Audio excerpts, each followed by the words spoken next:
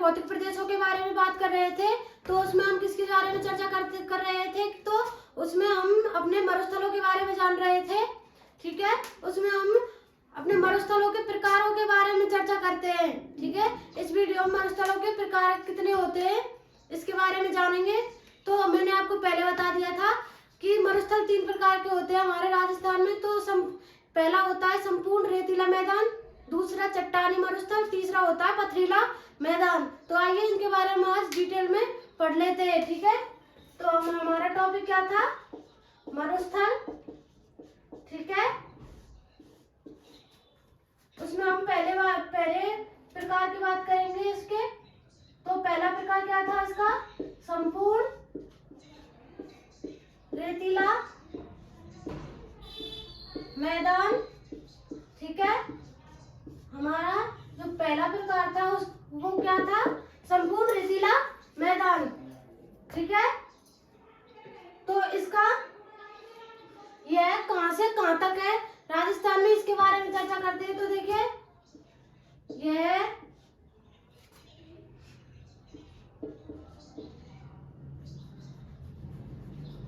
कच्छ का रण,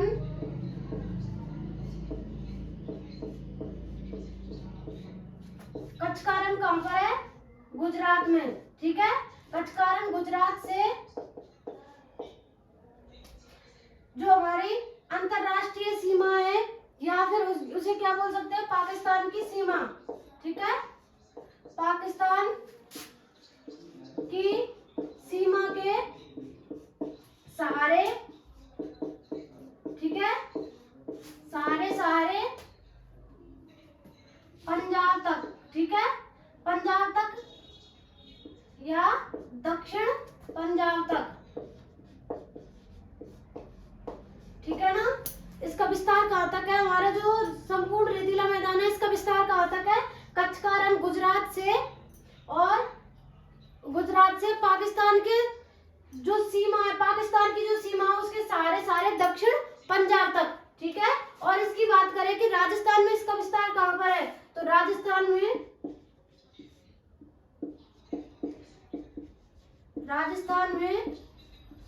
इसका विस्तार, तो राजस्थान में इसका विस्तार कहां पर है, तो देखिए सबसे पहले जैसलमेर, ठीक है, फलौदी,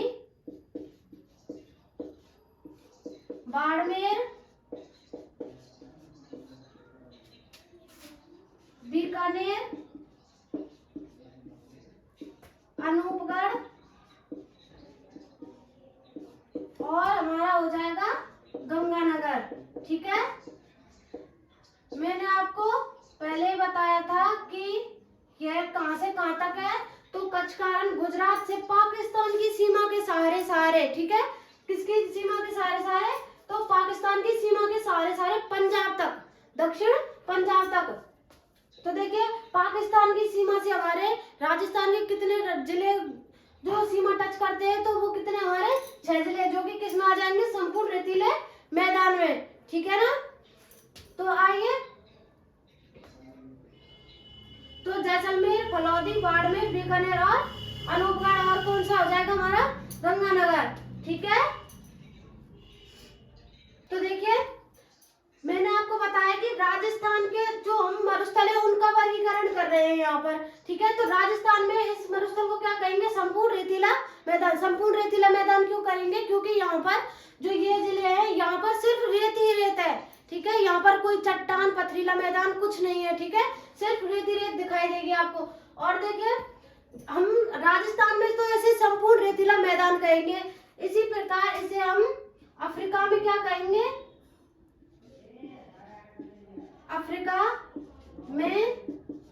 अफ्रीका में इसे किस नाम से जानते हैं, तो इस अफ्रीका में इसे इर्ग के नाम से जानते हैं। ठीक है, तो अफ्रीका में किसी के नाम से जानते हैं इसे, इर्ग के नाम से। ठीक है, उसी प्रकार तुर्किस्तान में इसे तुर्किस्तान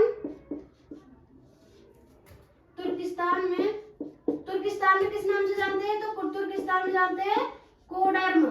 ठीक है, तुर्किस्तान में इसे क्या कहते हैं, तो तुर्किस्तान तुर्किस्तान में इसे कहते हैं कोडर्म, ठीक है ना। इसके बाद चलते हैं हम अपने दूसरे पॉइंट के पास। तो दूसरा कौन सा है हमारा, चट्टानी। तो दूसरा है हमारा चट्टानी मरुस्थल, ठीक है। इसे चट्टानी मरुस्थल क्यों कहते हैं, क्योंकि यहाँ पर रेत के, जो हमारा रेतीला मैदान है, रेत के साथ साथ यहाँ पर कुछ चट्टाने भी है, ठीक है। यहाँ रेत के साथ साथ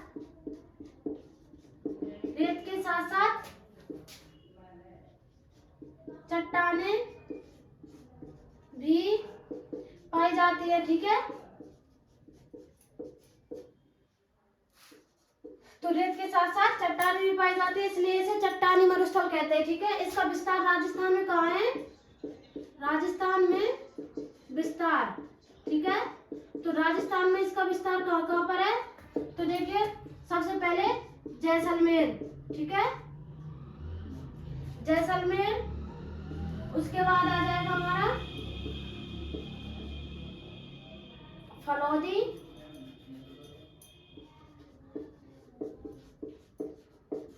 इसके बाद जोधपुर ग्रामीण,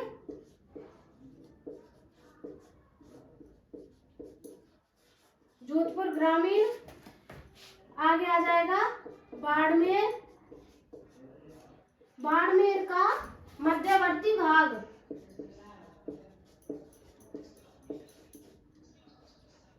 संपूर्ण बाड़मेर नहीं है इसमें, ठीक है। तो बाड़मेर का मध्यवर्ती भाग, ठीक है, ये है इसमें। तो चट्टानी मरुस्थल कहाँ कहाँ पर है, जैसलमेर, फलौदी, जोधपुर ग्रामीण, बाड़मेर का मध्यवर्ती भाग, ठीक है। और एक और है इसमें, वो कौन सा जिला है हमारे राजस्थान का, तो वो हो जाएगा हमारा बालोतरा, ठीक है। कौन सा आ जाएगा, बालोतरा। तो देखिए हमने अभी तक अपने जो संपूर्ण रेतीला मैदान है, चट्टानी मरुस्थल, इनके बारे में चर्चा की है। चट्टानी मरुस्थल की कुछ विशेषता और है जिसके बारे में हम आगे चर्चा करेंगे, ठीक है। तो अभी तक आप यहाँ तक देख लीजिए, चलो आगे चलते हैं।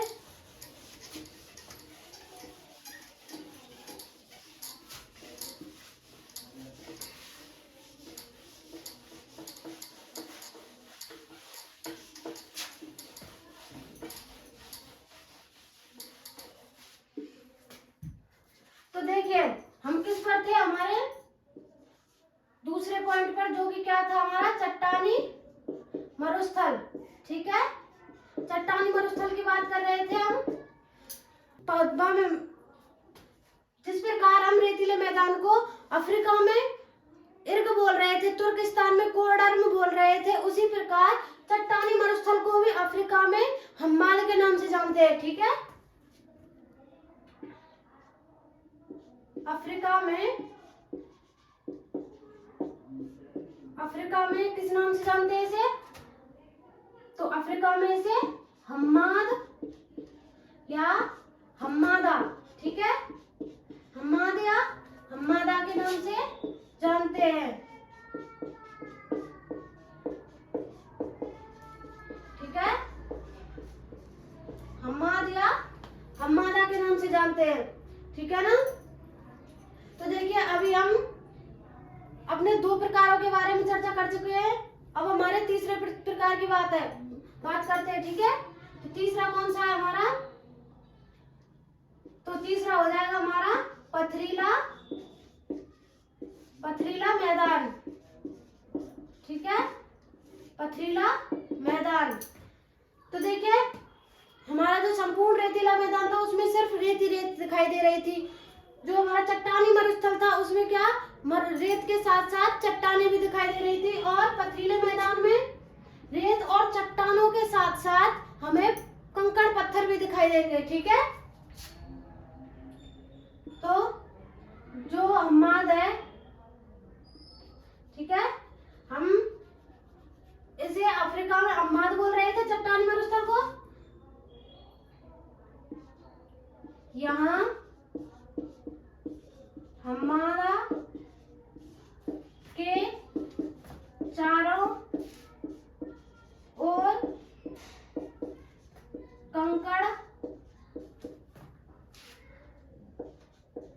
पत्थरों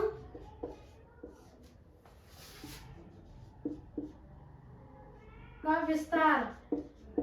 ठीक है, तो अगर हम्माद या चट्टानी मरुस्थल के चारों ओर कंकड़ पत्थरों का विस्तार होगा, वहां हम कौन से मरुस्थल को जानेंगे?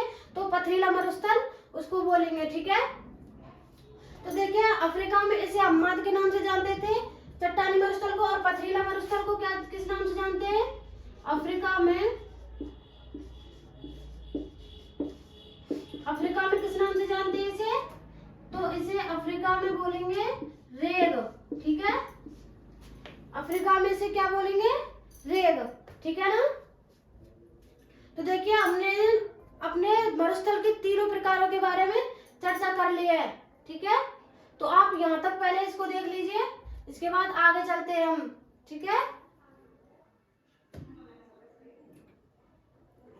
इसके बाद हम जो मरुस्थल की कुछ जो महत्वपूर्ण तथ्य होंगे ना, उनके बारे में चर्चा करेंगे। ठीक है ना।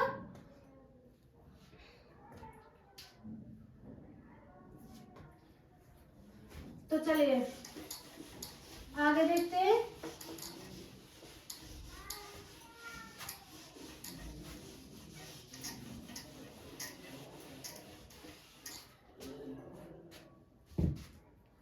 तो मरुस्थल की महत्वपूर्ण शब्दावली के बारे में जान लेते हैं। ठीक है, मरुस्थल की शब्दावली। ठीक है, मरुस्थल में कुछ ऐसी चीजें पाई जाती है जिनके बारे में हम आज चर्चा करेंगे। तो सबसे पहले हम देखिए कागा, कुरुजा, इनके बारे में जान लेते हैं। ठीक है, कागा और कुर्जा क्या होते हैं? ठीक है, मरुस्थल में कागा और कुर्जा किसे कहते हैं? ठीक है ना। तो मरुस्थल में कागा और कुर्जा किसे कहते हैं?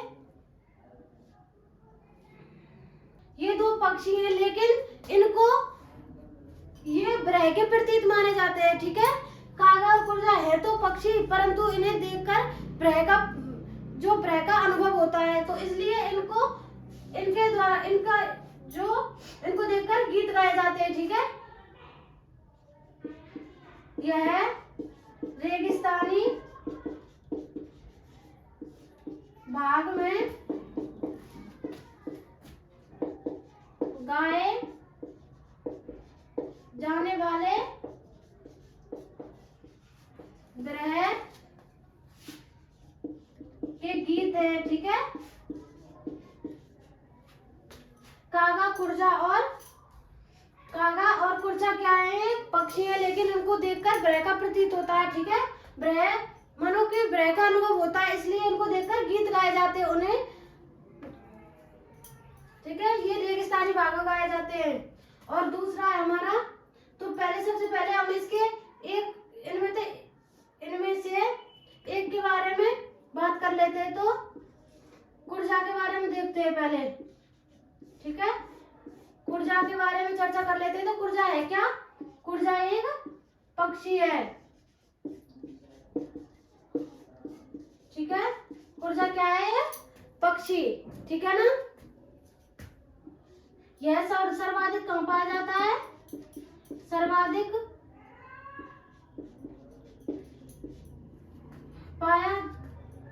कहाँ पाया जाता है ये? तो सर्वाधिक पाया जाता है खींचन गांव फलौदी में। ठीक है,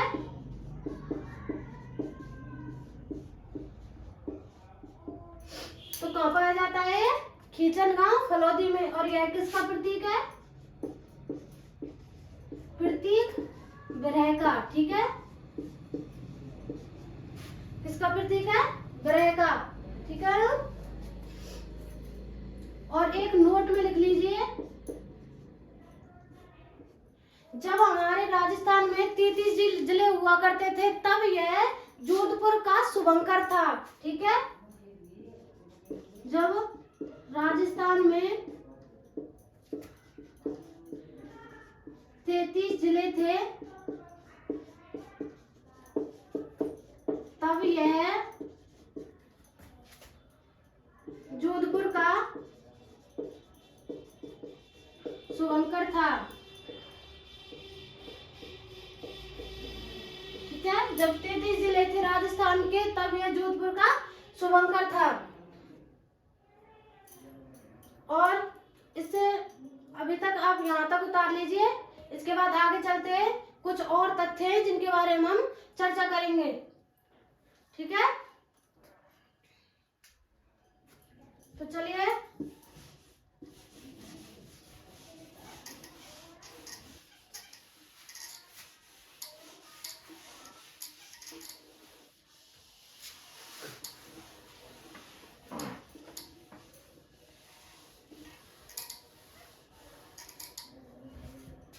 देखिए, हमने कागा कुर्जा है ना, उनके बारे में जानकारी प्राप्त की है। और आगे चलते हैं। इसके बाद हम पीवड़ा, ठीक है,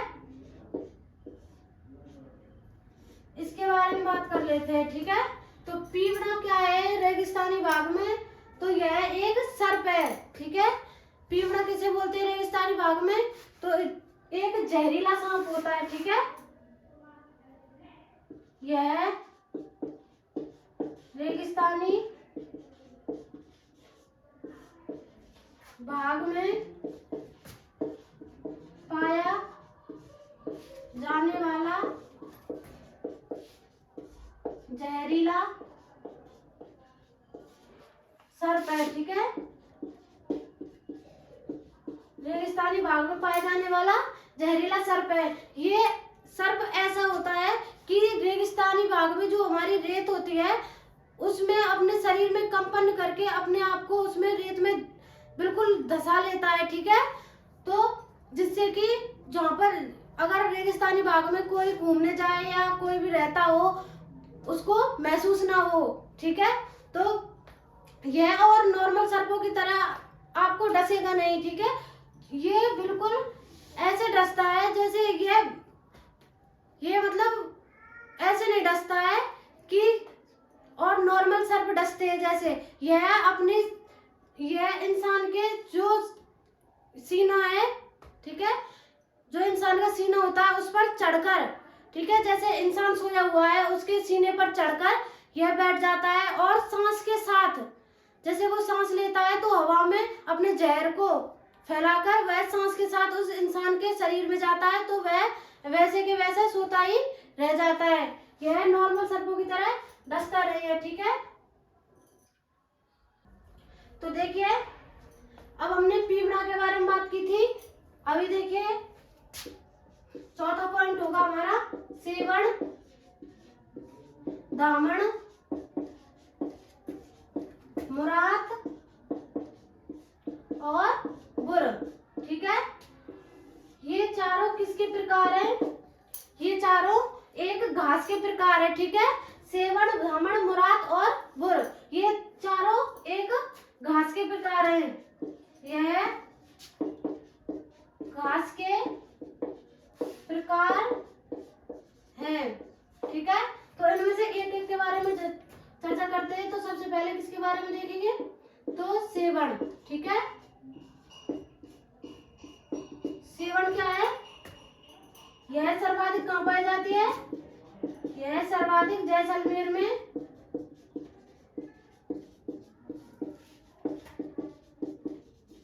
सर्वाधिक जैसलमेर में पाई जाती है। ठीक है, यह घोड़ावन पक्षी की प्रजनन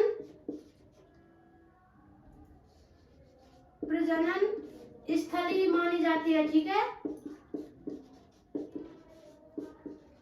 घोड़ावन पक्षी की प्रजनन स्थली मानी जाती है। ठीक है ना,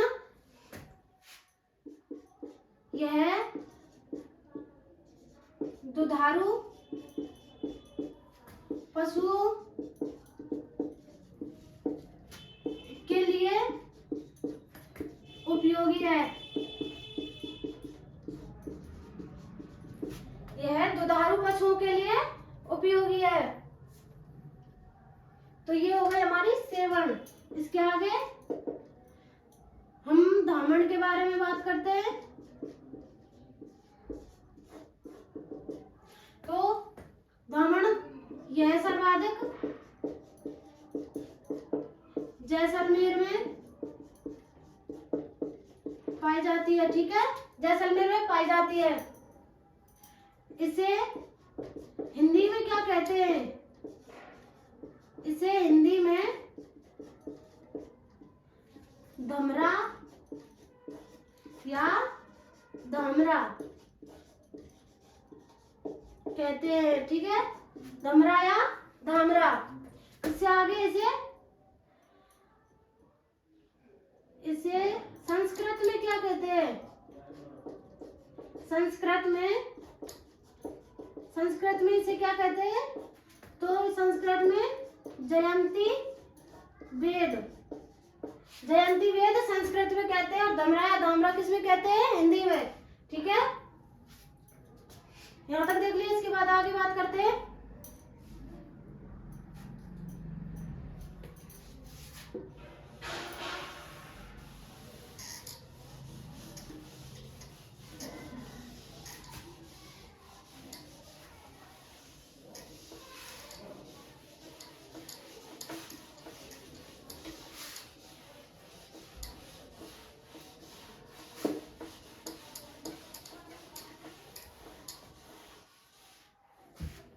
तो देखिए, हम किसकी बात कर रहे थे? धामणा घास की। ठीक है,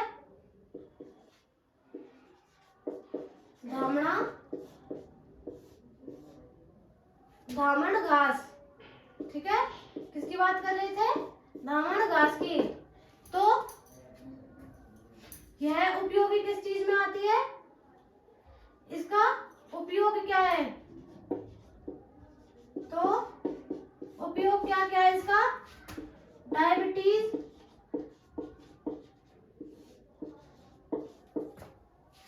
डायबिटीज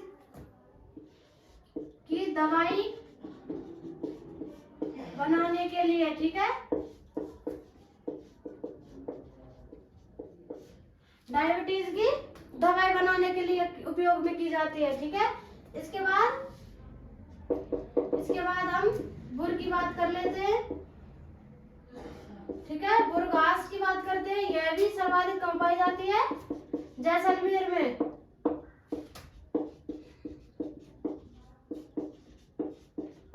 ठीक है, सर्वाधिक कम पाई जाती है जैसलमेर में, और यह मीठी घास मानी जाती है। ठीक है, कैसी घास होती है? मीठी। ठीक है ना, मीठी होती है। इसका उपयोग देख लेते हैं। तो उपयोग क्या है इसका?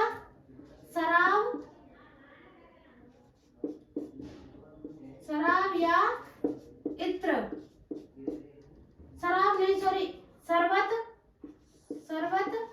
या इत्र बनाने के काम में। ठीक है, शरबत या इत्र बनाने के लिए गुड़ घास का उपयोग किया जाता है। ठीक है ना, ये हो गई हमारी घास जो मरुस्थलीय भूभाग में पाई जाती है। ठीक है ना, इसमें ये हो गई हमारी घास। आगे बात करते हैं। तो रेगिस्तानी भाग में एक और पॉइंट है, लाठी सीरीज। ठीक है, लाठी सीरीज क्षेत्र। यह लाठी सीरीज क्षेत्र किस क्षेत्र में है? तो यह किस जिले में है? जैसलमेर में। कहां पर है? जैसलमेर में लाठी सीरीज क्षेत्र। यह किसके लिए प्रसिद्ध है ये क्षेत्र? तो देखिए, यह भूगर्भिक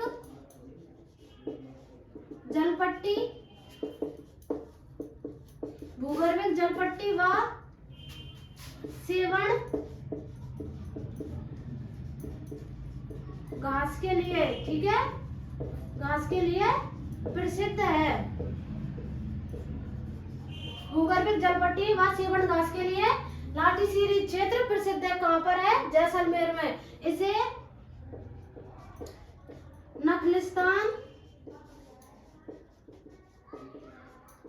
भी कहते हैं, ठीक है। इसे क्या कहते हैं? इसे नखलिस्तान भी कहते हैं।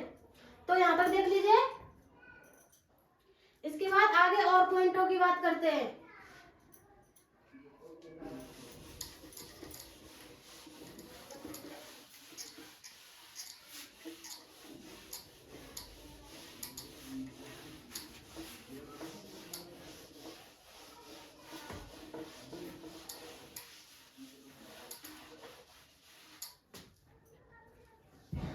तो देखिए, रेगिस्तानी भाग में थार का घड़ा किसे कहते हैं? थार का घड़ा।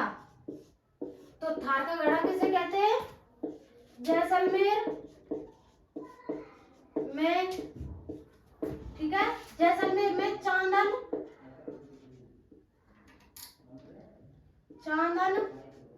नलकूप को, ठीक है, जैसलमेर में चांदन नलकूप को थार का घड़ा कहा जाता है, ठीक है।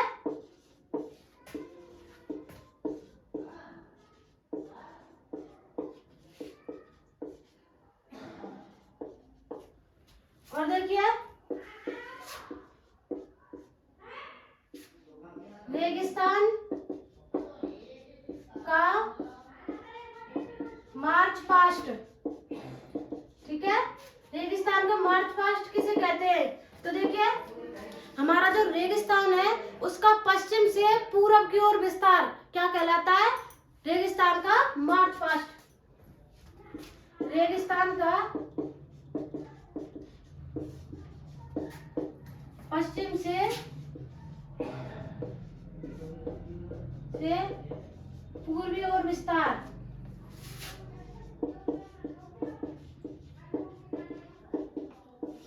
ठीक है, पूरब से पश्चिम से पूर्वी ओर विस्तार मार्च पास्ट कहलाता है, ठीक है।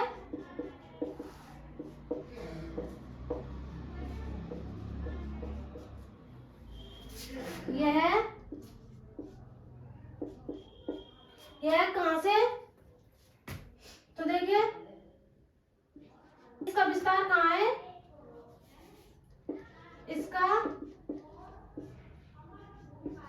इसका विस्तार, तो इसका विस्तार कहाँ है? ब्यावर से सांवर के मध्य,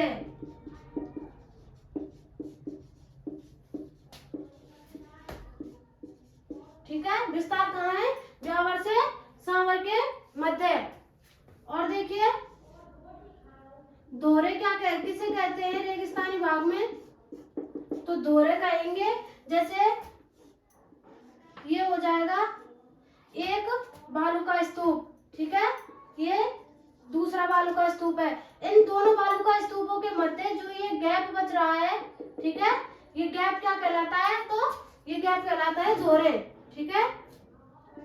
दो बड़े बालू का स्तूपों के मध्य गैप को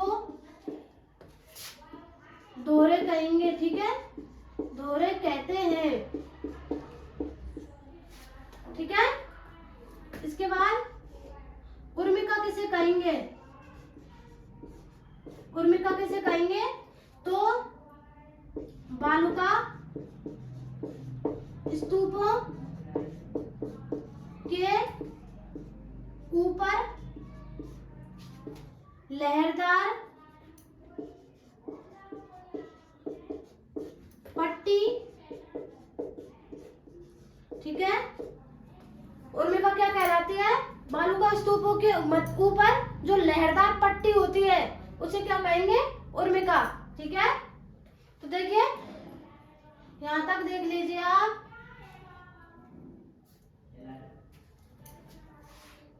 तो अभी तक के लिए आपने अपनी जो क्लास है इसको यहीं पर विराम देते हैं। ठीक है, हमारे चैनल से जुड़े रहिए। ठीक है, और अब मिलते हैं हम अपनी अगली क्लास में। अभी तक के लिए धन्यवाद।